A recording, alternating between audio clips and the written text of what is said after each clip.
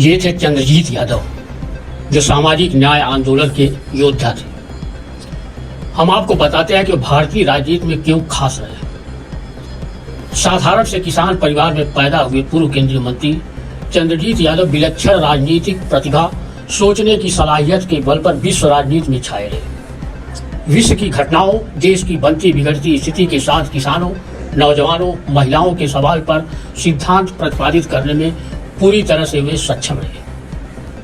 कल यानी 25 मई को आजमगढ़ के नेहरू हॉल में उनकी पुण्यतिथि पर श्रद्धांजलि समारोह का आयोजन किया गया। पूर्व केंद्रीय मंत्री चंद्रजीत यादव का जन्म 1 जनवरी 1930 को आजमगढ़ के लालगंज तहसील के सरपहा गांव में हुआ था। वे संसद में एक प्रखर वक्ता थे और तत्कालीन प्रधानमंत्री इंदिरा गांधी के करीबी नेताओं में उनकी गिनती होती थी। बाद में केंद्रीय मंत्री होने पर उन्होंने जिला मुख्यालय पर भी आवास बना लिया। विश्व स्तरीय सामाजिक न्याय आंदोलनों के प्रेरक के रूप में उन्होंने पूरी दुनिया से रंग भेद को मिटाने, महिलाओं के साथ असमानता के व्यवहार को समाप्त कराने के लिए विभिन्न देशों में इन वर्गों के आंदोलनों का नेतृत्व किया। वे संसद में और संसद के बाहर किसानों को उत्पादन का लाभकारी मूल्य दिलाने के लिए किए गए संघर्षों के चलते किसान हितैषी भी बन गए थे। नौजवानों के लिए काम दो या बेकारी भत्ता दो नारा बुलंद करते रहे। सामाजिक न्याय के अपने 13 सूत्री प्रोग्राम में इन ज्वलंत प्रश्नों को भी शामिल किया था। उनका मानना था कि कोई भी देश तब तक समृद्धशाली नहीं कहा जा सकता जब तक उस देश से सामाजिक असमानता खत्म नहीं हो जाती, नौजवानों के हाथों को काम नहीं मिल जाता है। खेती किसानी को लेकर वे बराबर चिंतित रहते थे। वे कहा करते थे कि जब तक किसान मजबूत नहीं होगा, किसान की तरक्की नहीं होगी, तब तक देश बदहाल ही कहा जाएगा। उन्होंने आजमगढ़ में घाघरा की विनाशकारी बाढ़ से देवरांचल की फसलों की सुरक्षा के लिए 22 किलोमीटर लंबा महुला गढ़वल बांध का निर्माण कराया था। गन्ना उत्पादक किसानों के लिए सठिया में चीनी मिल की स्थापना कराई थी। केंद्रीय विद्यालय आजमगढ़ में उन्हीं की देन है।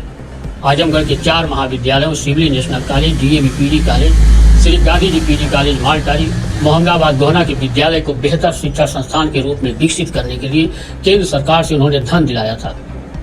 उन्होंने उन विद्यालयों में जाकर योजना बनाई थी और विद्यालयों का विकास हुआ।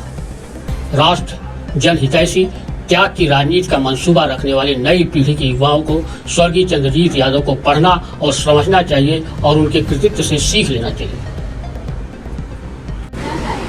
आइए अब सुनते हैं स्वर्गीय यादव जी के करीबी रहे सामाजिक न्याय आंदोलन के अध्यक्ष राम कुमार यादव से।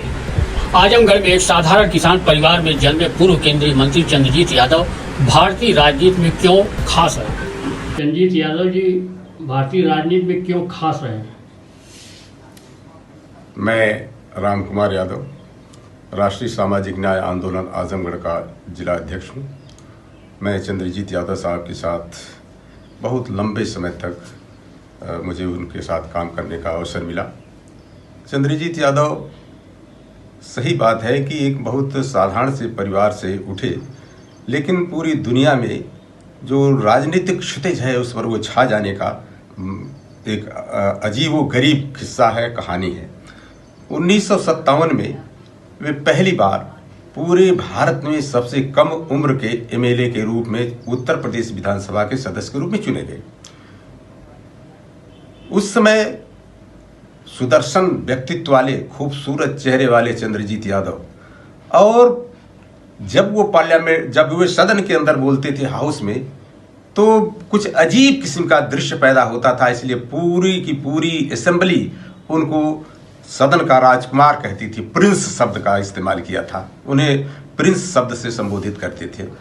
चंद्रजीत यादव जिस ढंग के देखने में थे, जिस ढंग से रहन सहन था, उससे कहीं ऊपर उठकर उनका ज्ञान था, उनका तर्क था। और चला जब वो इंदिरा गांधी जी के बहुत करीबी हुए और इंदिरा गांधी के सबसे बड़े राजनीतिक सलाहकार के रूप में उनकी एक पहचान बन गई। अनेक अवसर ऐसे आए जब इंदिरा गांधी ने अपना प्रतिनिधि बनाकर देश का प्रतिनिधित्व करने के लिए दुनिया के विभिन्न देशों में विभिन्न सवालों पर भेजा। उसमें इन्होंने अपनी उपस्थिति दर्ज कराया और यह स्पष्ट कर दिया कि भारत का दृष्टिकोण पूरी दुनिया में क्या है, युद्ध के बारे में हो या गुटनिरपेक्ष आंदोलन के संबंध में हो। चंद्रजीत यादव जो सरकार की सोच थी, जो प्रधानमंत्री की सोच हुआ करती थी उससे कहीं ऊपर अपने को ले जाकर पूरी दुनिया के सामने अपने को पेश कर दिया और भारत को पेश कर दिया कि भारत का ये पक्ष है। इसलिए चंद्रजीत यादव अपने समय में पूरी दुनिया में राजनीति में खास स्थान, खास मुकाम बनाने में सफल रहे। बाद में चलकर उन्होंने समाजवाद की नई व्याख्या कर डाला और सामाजिक न्याय को उसका सबसे बड़ा हथियार के रूप में उन्होंने उसको इस्तेमाल किया। चंद्रजीत यादव सामाजिक न्याय की लड़ाई के लिए मंडल कमीशन की सिफारिशों को लागू कराने के लिए उसको हथियार के रूप में उठाया।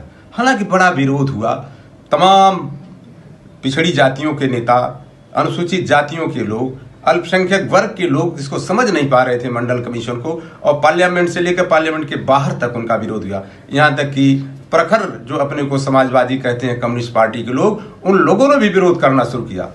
पूरे देश में एक मुहिम चली, एक बड़ा आंदोलन चला और नतीजे के तौर पर इंदिरा गांधी के बार बार टालने के बाद भी वीपी सिंह की प्रधानमंत्रित्व काल में मंडल कमीशन की 40 संस्तुतियों में से मात्र 2 संस्तुतियों को लागू किया गया, जिसमें प्रमुख है 27% आरक्षण की व्यवस्था। यहाँ यह बात कह देना नितांत आवश्यक कि आज सरकार 10% आर्थिक आधार पर सवर्ण जातियों को आरक्षण देने जा रही है। इस पर हमारे कोई एतराज नहीं, यादव जी भी इस बात को कहा करते थे। लेकिन मंडल साहब ने अपनी रिपोर्ट में लिखा है कि 52% से ऊपर आबादी पिछड़ी जातियों की है। मेरी मंशा है कि मैं 52% आरक्षण की संस्तुति करूं, लेकिन सुप्रीम कोर्ट के एक फैसले से बाध्यता है जिसमें उन्होंने कहा है कि 50% से अधिक आरक्षण नहीं होना चाहिए। लेकिन आज जब 10% सवर्ण जातियों को अलग से आरक्षण दिया जा रहा है तो आरक्षण का प्रतिशत 60% हो जाता है। इसलिए सुप्रीम कोर्ट का वह फैसला जो है उसका प्रभाव समाप्त हो जाता है। इसलिए 52% आरक्षण पिछड़ी जातियों को मिलना ही चाहिए।